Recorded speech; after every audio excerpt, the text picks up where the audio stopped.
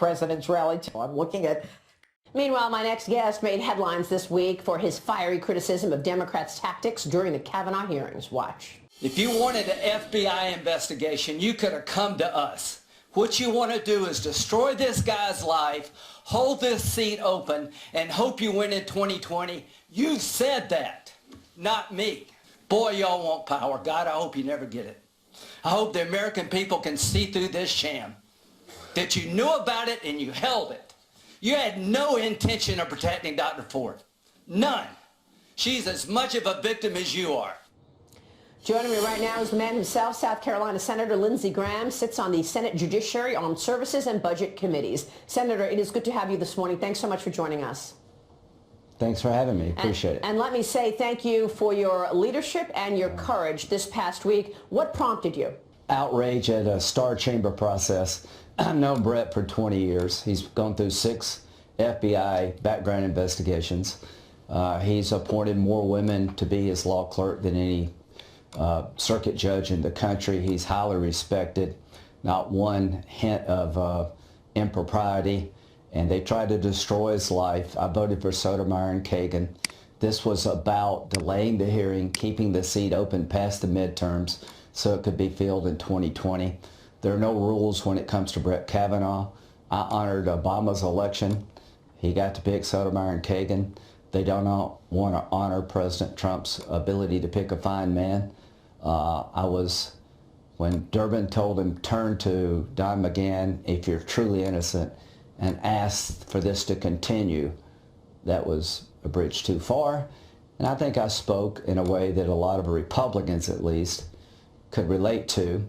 And I'm a bipartisan guy, I will continue to be. But when it comes to judicial nominees nominated by our side, I'm going to make sure they're treated fairly, and he was not. And he was not. You said what a lot of people were thinking. What is your thought now that they are delaying for another week with an FBI investigation? Here's what I would like your viewers to know. That Jeff Flake has been a friend of mine for a very long time. Susan Collins, Murkowski, Lisa Murkowski are all fine senators. They want a supplemental FBI background investigation. The committee talked to the people named by Dr. Ford at being at the party.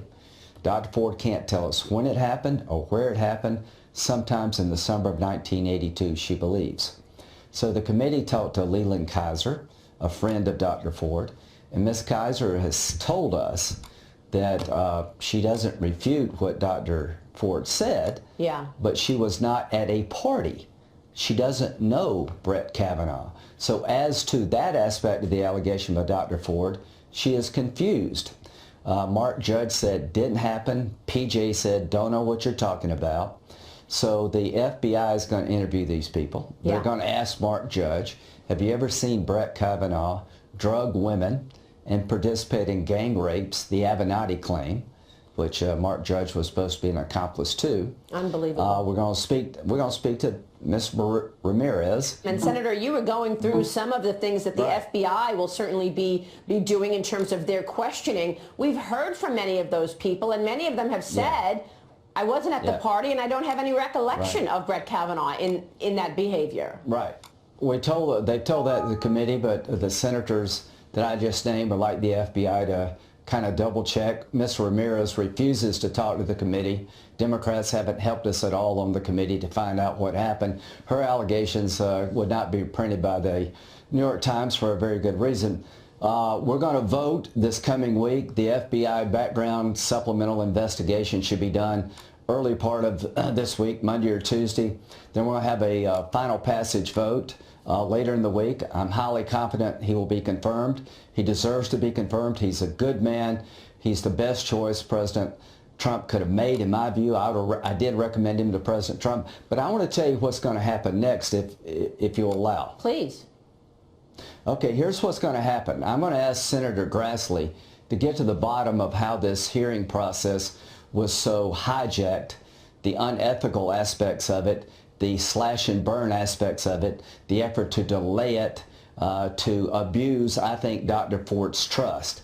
So let me tell you, we're going to start with the following concept. Dr. Ford said at the hearing that she did not know that the committee was willing to come to California and take her testimony in a private setting. Here's what she said. I just appreciate that you did offer that. I wasn't clear on what the offer was.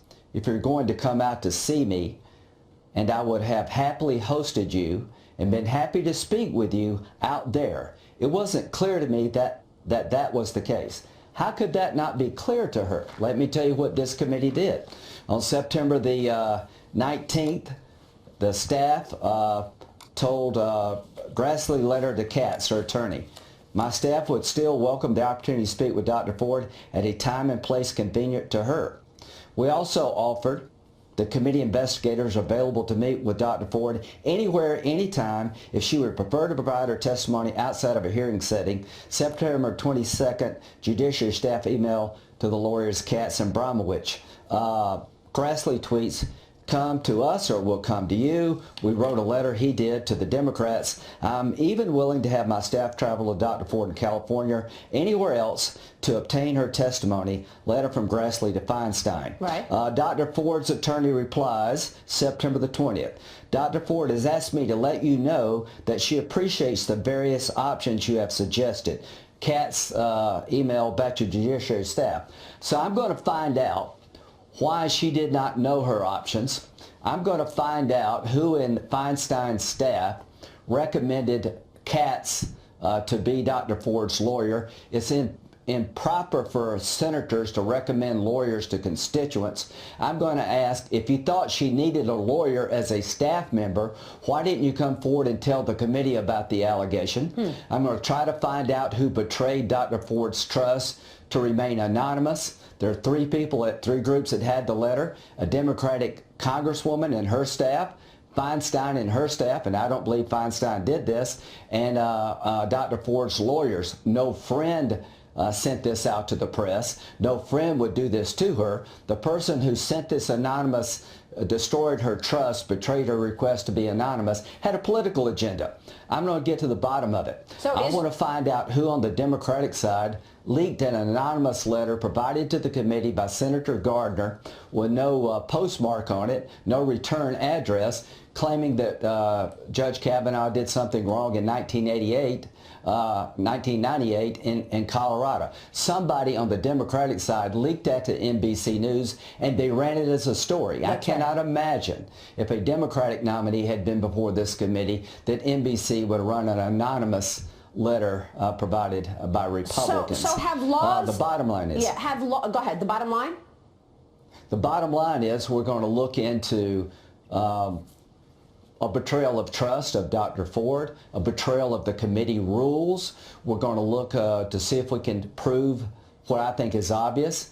This was not about protecting Dr. Ford. It was about delaying the hearing. It was about not sharing with the committee relevant credible information. It was about running out the clock, never confronting him in real time to put us in the box we're in. Well, people That's what also this has want to been know about. if laws were broken in terms of revealing your personal information. Your colleague, Senator Rand Paul, is now calling for an investigation to determine and punish who published the personal information of you and two other Republican senators during the Senate Judiciary Committee meeting on Friday. Tell me what happened as a result of your personal information being published, sir.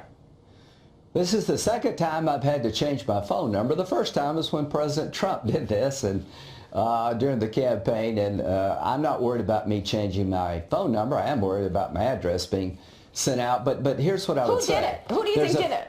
I don't know. I'd like to know. Why do I want to know? Not so much about me. I want to deter an abuse of the process, because if this is going to be the new norm, God help us all. Who would want to come before this committee if we're going to do this? And the people who did it, I hope they don't get away with it. I want to find the person, if I can, who destroyed Dr. Ford's trust, outed her when she wanted to be anonymous, who sent a document given to the committee to an outlet that was an anonymous letter, unverified. But I also want to know what's going to happen to the fifth accuser.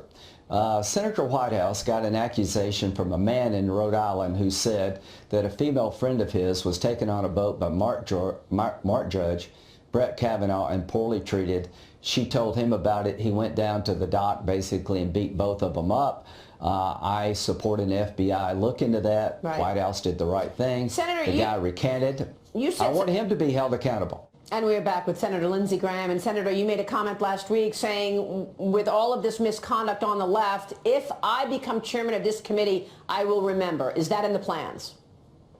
Yeah, I'm going to try to deter this for the future. It's a noble cause on the left to destroy Kavanaugh and stop Trump from having a Supreme Court pick when it comes to replacing Kennedy. Most liberal media outlets believe it's a noble cause. They're not going to give much scrutiny to people who try to take Kavanaugh down, the tactics they use.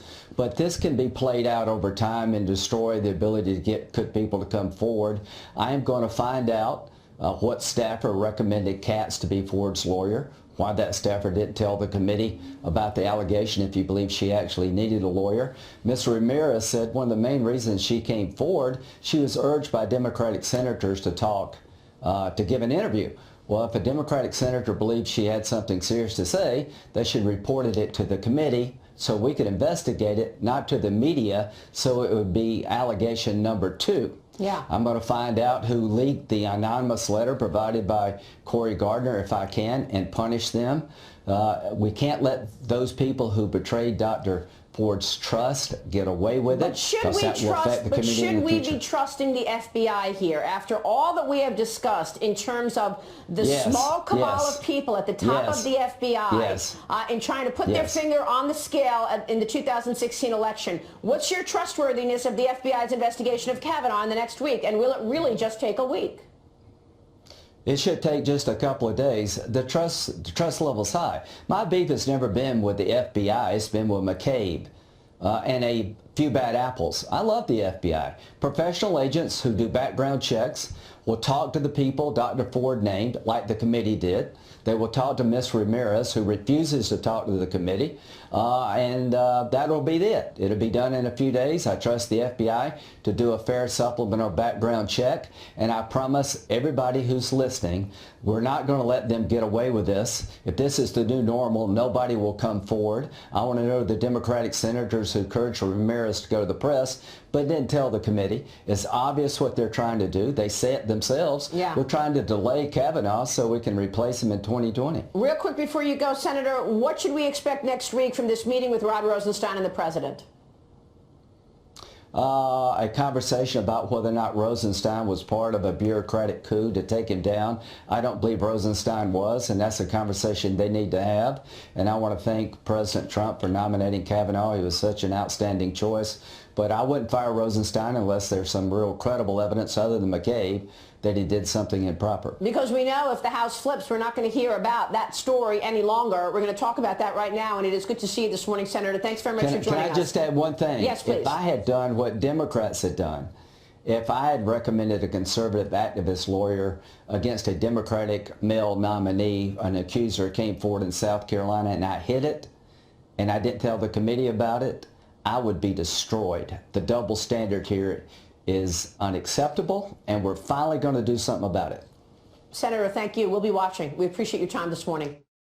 I'm looking at Congressman Devin Nunes joining me now in a Justice Exclusive to discuss the open as well as the president's rally tonight, the Kavanaugh nomination, and so much more. We have a lot to get to as California Congressman, House Intel Committee Chairman Devin Nunes. Good evening, Congressman, Mr. Chairman. It's a pleasure to have you in New York. Great to be here with you. Thank you so much. All right, I want to go right to what the president was saying. He had a lot to say about the letter that was leaked on Dr. Ford, the one that Feinstein had.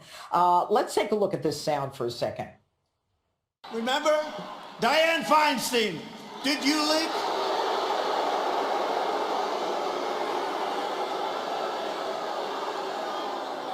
Remember her answer.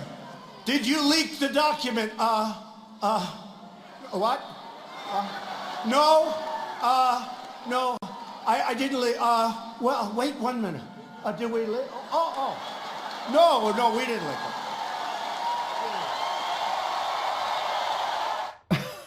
Your take on that? What you're seeing is the collapse of institutions in this country. It's really, really concerning. When you take a Supreme Court justice and you have